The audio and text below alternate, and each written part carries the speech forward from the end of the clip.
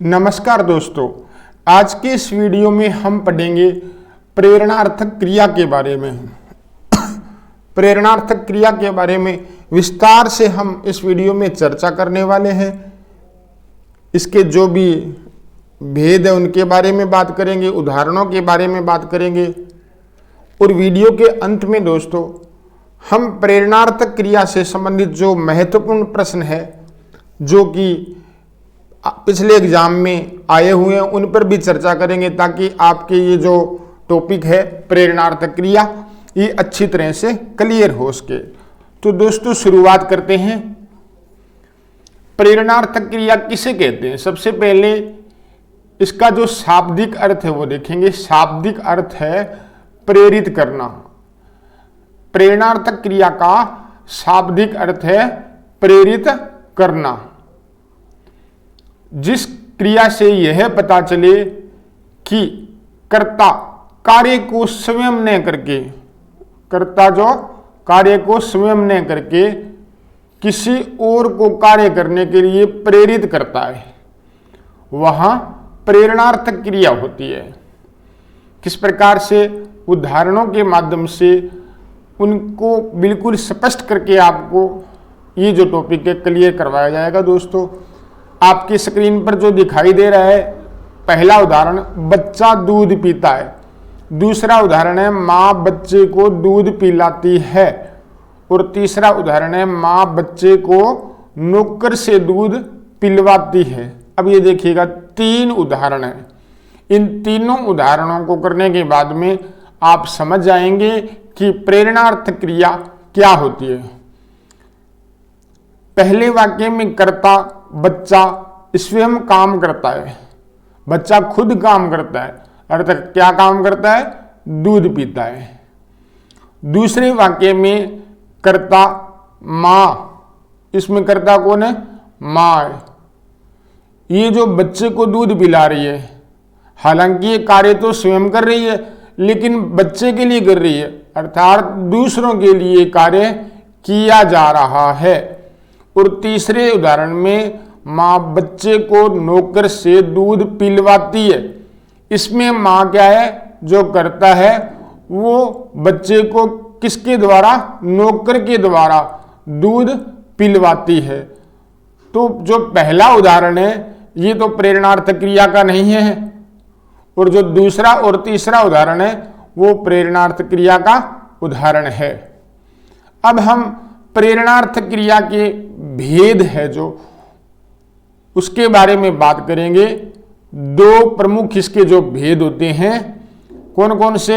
Number एक प्रथम प्रेरणार्थक क्रिया और द्वितीय प्रेरणार्थक क्रिया। तो ये दो भेद होते हैं। वैसे तो आपकी परीक्षा में अभी तक जो क्वेश्चन आ रहे हैं वो डायरेक्टली प्रेरणार्थक क्रिया का जो सिंपल क्वेश्चन आता है, लेकिन आने वाले एग्जाम के अंदर जो ये डीपली थोड़ा सा प्रेरणार्थक क्रिया के जो दो भेद है इनके बारे में अच्छी तरह पढ़ लें तो हमारा कोई भी क्वेश्चन इस टॉपिक से, तो कोई भी क्वेश्चन अगर एग्जाम में आता है तो वो गलत नहीं होगा। तो दोस्तों प्रथम प्रेरणार्थक क्रिया क्या होती है? जब कर्ता स्वयं भी कार्य में सम्मिलित होता हुआ प्रेरणा देता हो तब उसे प्रथम प्रेरणार्थक क्रिया कहते हैं।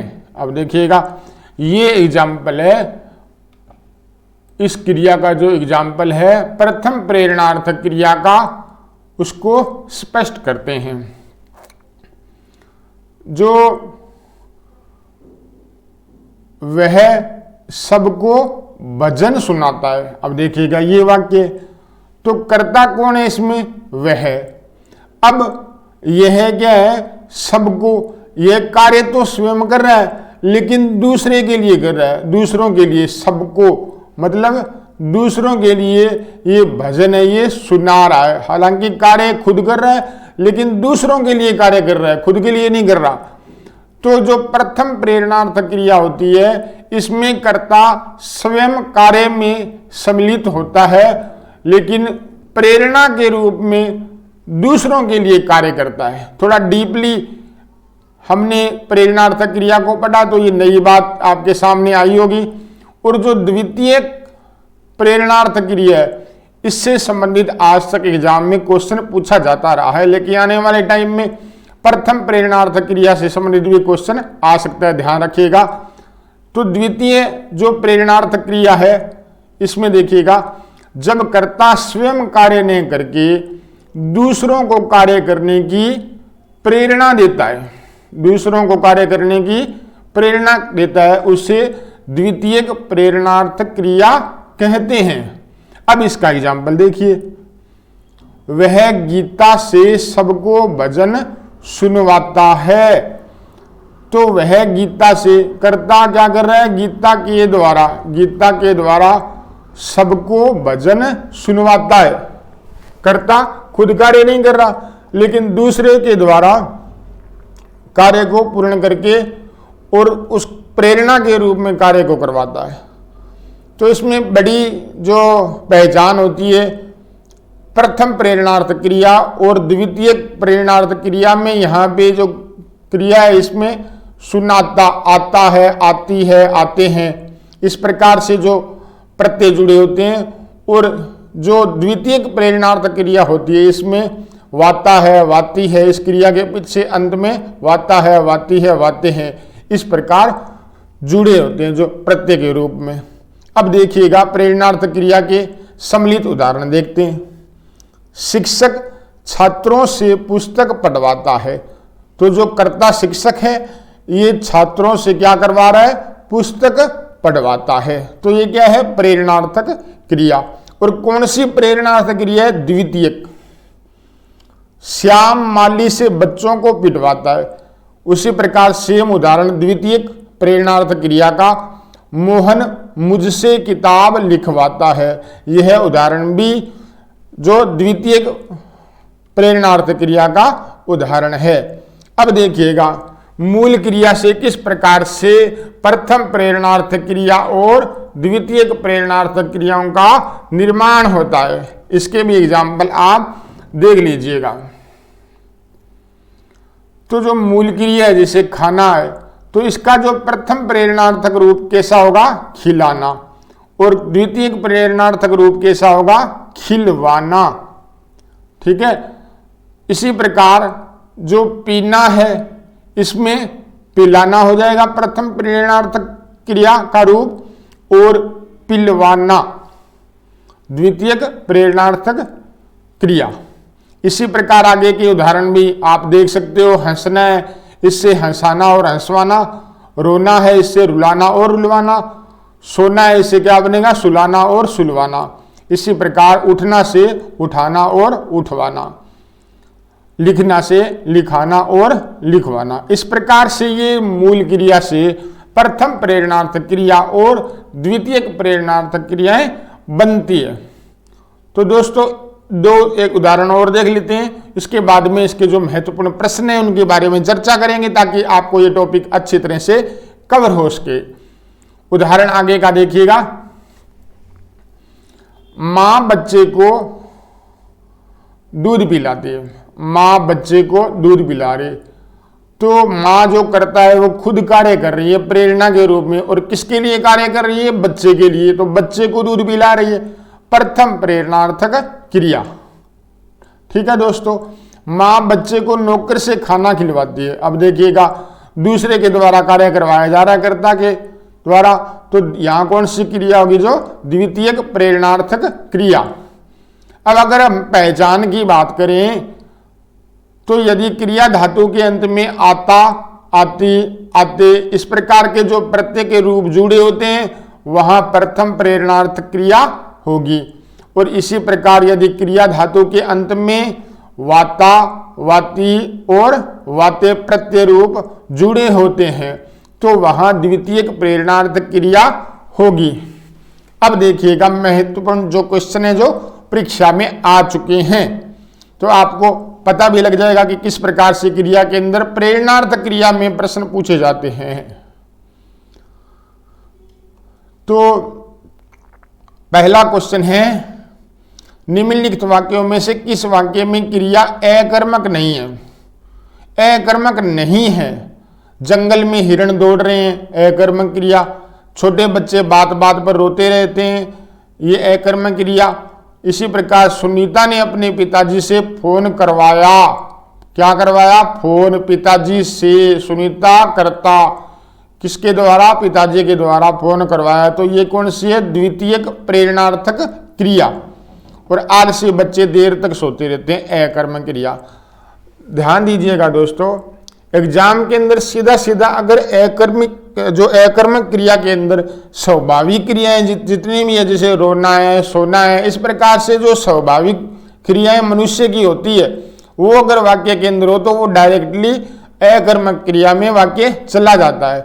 इसी प्रकार दूसरा जो वाक्य है, जो प्रश्न है, किस क्रम में प्रेरणार्थ क्रिया, इसमें आपको प्रेरणार्थ क्रिया ढूंढनी है। तो पहला जो है, रमा ने राधा से पत्र लिखवाया। सीधा सा उत्तर आपको पता लग गया होगा कि रमा ने क्या किया? राधा से पत्र लिखवाया। तो ये द्वितीयक प्रेरणार्थक क्रिया है। इसी प्रकार से तीसरा क्वेश्चन देखेंगे। तीसरे प्रश्न में क्या पूछा गया है? किस क्रमांक में प्रेरणार्थक क्रिया है?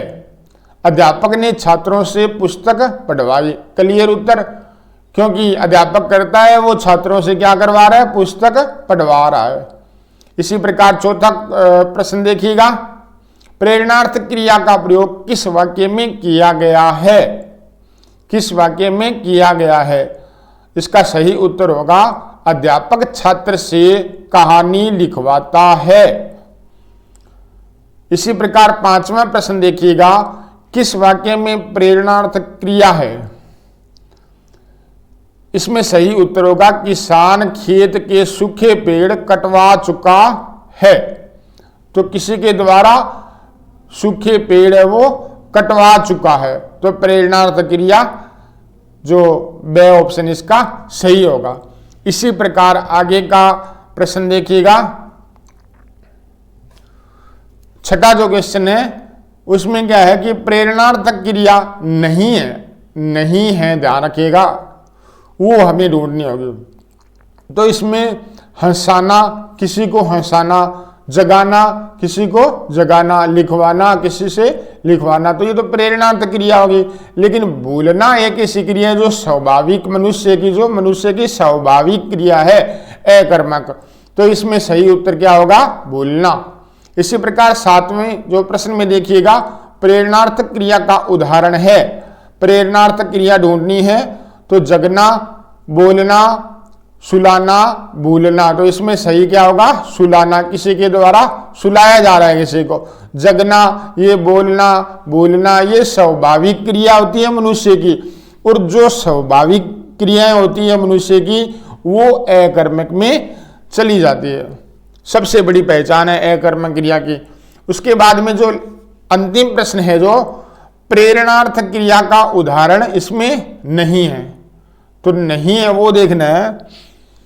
गोविंद ने राम को जगवाया, ये तो है। रमेश मजदूर से पेड़ कटवाता है, ये भी है। प्रशांत अनिल से पत्र लिखवाता है, ये भी है। वह खाना खाकर सो गया, ये कौन सी क्रिया है? पूर्वकालिक क्रिया। इसके बाद में जो हम वीडियो आपके लिए लाएंगे उसमें पूर्वकालिक क्रिया के बारे में बात करेंगे। तो इसमें वह खाना खाकर सो गया, इसमें सही उत्तर ये होगा। तो दोस्तों आज की वीडियो में इतना ही, जल्द मिलेंगे नए वीडियो के साथ। धन्यवाद।